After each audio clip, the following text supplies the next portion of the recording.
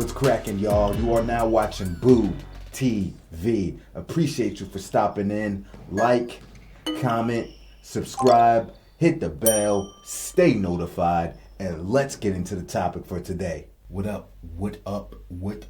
Back with another reaction video from a YouTube channel called Secret Base. I think I might have reacted to something here before, but not quite sure. But it's a very popular channel. You probably heard about it, over 1 million subs. But anyway, go check it out if you haven't. Shaq beefed with Bill Walton because he doesn't believe Walton's on his level. I don't remember any of this Shaq and Bill Walton beef. Been watching the NBA for a long time. Definitely, I'm human. I forget things. Sometimes the memory gets cloudy, the details get skewed and blurry at times. I can admit it. So either this one just went over my head and I missed it, or I just genuinely forgot. But knowing Shaq, despite how great he was, tends to be, at least to me, appears to be insecure and sensitive in ways. Probably more insecure than sensitive, but his sensitivity is a result of his insecurity. But anyway, even when people have, tried to give him some form of compliments, he maybe reads into it the wrong way at times. But super insecure. Shouldn't be. Yes, Shaq left some things on the table. Yes, Shaq could have worked harder. Yes, Shaq probably should have had a harder work ethic. Shaq could have had a greater career. But with all things being said, he's still one of the greats. But anyway, I'll shut up. Let's see what this was all about, because I genuinely don't remember this. Bill O'Neal takes a lot of pride in his status among the greatest centers in basketball history. Shaq has always spoken about the NBA's center position like it's a fraternity. He feels his inarguable greatness as a player empowers him to speak out as a sort of chancellor for that fraternity, a big man emeritus entitled to judge his 7-foot brothers. If you play a dishonorable style or speak out of turn or otherwise behave in a way Shaq finds unbecoming of a center, he will say so.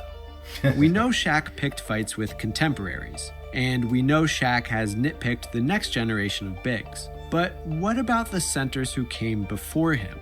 Shaq's fraternal feelings include deep admiration and fond words for the icons at his position, with one notable exception: Bill Walton. When it comes to this legendary NBA center, Shaq's got beef. We are not talking about the distant past here. In a 2020 podcast, Shaquille O'Neal used Bill Walton as an example of someone who shouldn't be in the Hall of Fame, at least based on just his NBA career. As recently as 2022, Shaq went totally out of his way to insist Walton's accomplishments weren't enough for inclusion on the NBA 75 list. Yeah, because he only got 6,000 points in the NBA. Yeah. While also indicating this wasn't a new or purely objective thought. You know who I've always had a problem with? Bill Walton. Yeah, you say that all the time. Huh. Okay, so let's go back. The concept of an elite big man fraternity has basically always been part of Shaq's story. Shaq invited comparisons to Kareem Abdul-Jabbar with his high school jersey number. His college coach at LSU invited some NBA greats, including Walton, to come mentor him. All this felt appropriate because observers anticipated, correctly, that Shaq would become one of those greats. Take this Reebok commercial from 1993, O'Neal's rookie season. Shaq knocks on the invisible door of a prestigious clubhouse and meets Bill Russell, who offers a sort of meta admission of how premature this whole exercise is. You're early. Until Shaq insists he's different. But I'm ready. Then prove it. And thus Shaq gets an audience with his esteemed 7-foot elders: Wilt, Russell, Kareem, and Bill Walton. It's a dope commercial. Now, to understand where our story is headed and why Shaq keeps disparaging Walton's career on podcasts, we will need to crudely compare achievements between these greats. When it comes to collegiate glory, especially in the NCAA tournament, Bill Walton's record at UCLA is right up there with the best of these guys. But in the NBA, it's a different story. Here is a rundown of titles, MVPs, All-Star appearances, and points for Wilt, Russ, and Kareem. Well, I know Walton's numbers aren't... Walton had the injury problems. It literally took him out of his career. And maybe he wouldn't have made the Hall of... Maybe he would have been even more borderline Hall of Fame, even though he's in it, if he didn't get with the Celtics and then... boom, you have one of the greatest teams of all time with Bill Walton coming off the bench with Bird, Parrish, Cornbread, McHale. That was a nasty team, arguably one of the greatest teams of all time. But Bill Walton's numbers just aren't going to stack up. He got injured, man. But he led the Portland Trailblazers to a championship and had an MVP, if I'm not mistaken. Here, when it was all said and done, is Shaq's resume, which compares pretty favorably to those legends, especially when you consider the eras in which they played. And here's Bill Walton. Now, like I said, this is a terribly crude exercise. All of this needs context, right. Especially Walton's unique story. Right. Bedeviled by bad luck and chronic foot issues, Walton scarcely even came close to playing a full season over his decade and change in the NBA. When available, Walton was fantastic. Finals MVP for the 1977 champion Portland Trailblazers and league MVP the following season. But Walton missed several entire seasons of his prime due to injury. He broke up with the Blazers on unfriendly terms and spent most of his early 30s as a utility bench player, winning that second ring as a low-minute glue guy for the '86 Celtics and retiring soon thereafter. Bill Walton accomplished great things, but his NBA career doesn't measure up to his legendary peers or to his own UCLA glory simply because health limited his opportunities. It is what it is, and for a while it wasn't really on Shaq's mind. That's probably because he and Walton had a regular, amicable relationship in person and complemented each other well at their respective jobs.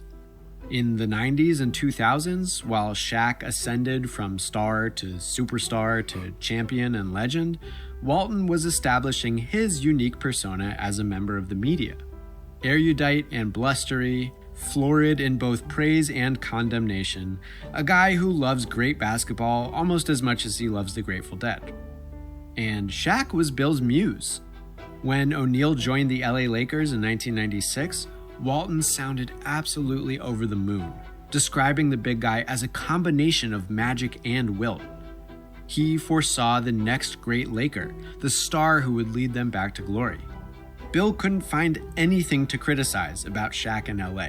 Are you kidding me? This is great. As Shaq and Kobe Bryant carried the Lakers to 3... Let me do my best Bill Walton impersonation. I've never tried it before. I tell you, this guy, Shaquille O'Neal, he is going to be great.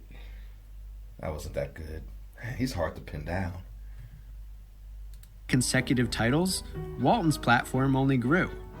Bill spent the spring of 2002 on a highly publicized 30-day, 30-game tour of the NBA playoff landscape, then joined the broadcast booth for live coverage of the finals that June, while the Lakers were pursuing their three-peat. Shaq was the inspiration for one of Walton's most legendary calls, really the perfect pairing of spectacle and narration. Throw it down, big man. Not that everyone agreed. Shaq reciprocated the attention in less enthusiastic ways. During the 2002 finals, he tried to distance himself from Walton on at least 2 occasions.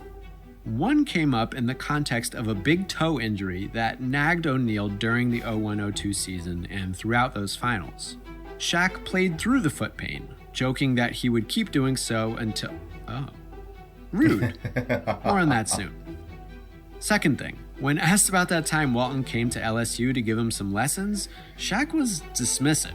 They only worked together one day, Bill didn't teach him much, and while O'Neal borrowed plenty of moves from other great big men, Walton, as an older fella, didn't have much to offer. His moves were analog. Also rude. That summer, Shaq's toe problem lingered long enough that he felt compelled to take an option he'd been afraid of: foot surgery. Why was he scared? Again, it was a matter of ending up like Bill Walton. No offense. None taken, necessarily, but Walton supposedly said something to someone about how O'Neal losing weight might relieve pressure on his toe. Walton was far from the first person to suggest this. Lakers coach Phil Jackson said the same on record. But once Walton's comments reached Shaq, he focused his animus toward Bill. Before a game in Portland, early in the 02-03 season, O'Neal spotted Walton interviewing Kobe Bryant in the locker room and addressed him. "I'm no peon. Watch your mouth." Walton didn't respond, but later suggested to reporters that his point got lost in translation. He just thought a lighter Shaq might be a healthier, better Shaq. Shaquille was not having it. He told reporters to pass along the stats. He was 342 pounds, 17% body fat. And then came the big turn, a tone setter for the decades to follow. He talks too much. "I've done more in the league than he's done." Shaq told Bill, who is 20 years his senior, to respect his elders. Ladies and gentlemen of the jury, that is beef. On multiple occasions, this guy had been presented to Shaq as a mentor and as an example of what he might become. In just a couple media cycles, Shaq ripped those notions and Walton's entire NBA resume to shreds. Coincidentally, O'Neal had a pretty rough 2003 season. He gave a media guy and former great like Walton plenty to talk about. Shaq's toe still wasn't all the way healthy, and Walton weighed in. Rifts between the Lakers percolated more and more, with Shaq openly sneering at teammates, and Walton weighed in. Shaq said and only kinda apologized for some pretty racist stuff about Yao Ming. Walton weighed in, forcefully. Maybe less coincidentally, Shaq kept using Walton as a sort of derogatory shorthand reference point for his sore foot. Things unraveled in LA. Shaq got fed up, got traded, and moved along to Miami. Although not before spending one season playing with Bill's son, Luke Walton, and evidently talking a lot about Luke's, quote, crazy father. Anyway, while Shaq starred for the Heat, Bill Walton was out there singing his praises, calling him the king of the sport and marveling at how thoroughly he dominated the competition. But he was also out there identifying occasions in which Shaq underperformed that level of greatness. Like when he saw Shaq getting outplayed by Sagana Diop and Eric Dampier in the 2006 finals. Miami turned around that series to win Shaq his fourth title. The Big Diesel, relatively healthy and glorious once more, didn't have much to say about Bill Walton. But as another champion fell apart, the beef returned. In the 2008 season, O'Neal's performance slipped along with that of the Heat. He missed games with sort of vague health issues, which sparked conflict between Shaq and coach Pat Riley, who implied his star was exaggerating his injuries to bail on a struggling team. In February 2008, Riley cut O'Neal loose, trading him to Phoenix, where Shaq suddenly sounded much more upbeat about his prognosis. On SportsCenter, Walton called bullshit. Doing absolutely nothing, saying he couldn't play at all. Now he said he's going to win the championship. What's up with this? And in closing, Walton delivered the most direct ad hominem vitriol he had ever uttered about Shaquille O'Neal. Shaq's arrogance is an insult to people who think. Shaq was the bigger man. He addressed Walton's criticism with a simple no comment. Just kidding. In extremely Shaq fashion, the new Phoenix Sun cheekily repeated the idea that Walton wasn't accomplished enough to talk about him. I think Mr. Walton has broken the big man pecking order code, Ordinance 2257, which means his resume isn't quite good enough to speak on what I've done. He reiterated the one fact he saw as defining Walton's career and invalidating his entire persona. You know, here's a guy who only played 1 or 2 seasons injury-free, and now he's talking about me being injured. So one thing I really hated is a hypocrite. He referenced the 3 other guys in that Reebok commercial, the centers he saw as authentic legends. I've spoken to Bill Russell. I've had conversation with Wilt Chamberlain, rest in peace. Haven't spoken with Kareem. And so as to separate Walton from that Mount Rushmore, he compared him to a modern-day bench warmer. If Bill was playing right now, you remember what happened to Greg Osatak? You remember that, right? This is vintage Shaq. Playful words belying a genuinely harsh message. Dude wasn't done either. Shaq compared himself to Bill Russell or Bill Gates. He compared Bill Walton to the owner of Atari. So yeah, Shaq really unloaded. His words echoed those of 2002, although this time the attack comprised a proportionate response to Walton's. Bill had initiated the dialogue with something a lot more provocative, a lot more personal than advice about Shaq's playing weight. Not long after all this, Shaq did end up serving kind of a Bill Walton role. He played light minutes for contending teams, including the very same franchise with which Walton won his second ring. Granted, Shaq assumed that role when he was nearly 40 years old. He didn't recede in his early 30s the way Walton had to. So yes, Shaquille O'Neal was better than Bill Walton. Thanks in some part to better health, Shaq's career more closely resembles that of his beloved Mount Rushmore of great centers. I don't think Bill would disagree. But he would surely disagree about what that means. Shaq feels the achievement gap makes Walton unqualified to talk about him. But for a while, it was Walton's job to talk about Shaq, and that included everything from praise to advice to direct attacks. Shaq did not want to hear it, but Walton wouldn't stop talking, louder and louder. Shaq's out of the league now, but even as big man emeritus, he's not one to let go of a grudge, which explains this campaign to besmirch Walton's resume. So even as these guys cross paths without incident, there is beef simmering just below the surface.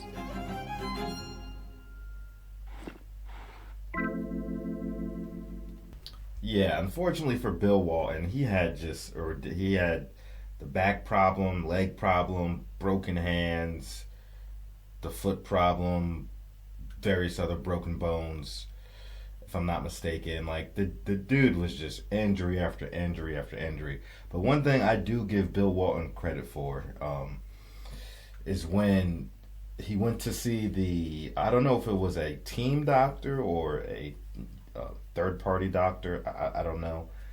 But, you know, they took the x-rays or the MRIs or whatever it was. They took the scans, and the doctor's like, nah, basically, you can't play basketball. You shouldn't play basketball. You shouldn't be playing basketball anymore. This is it.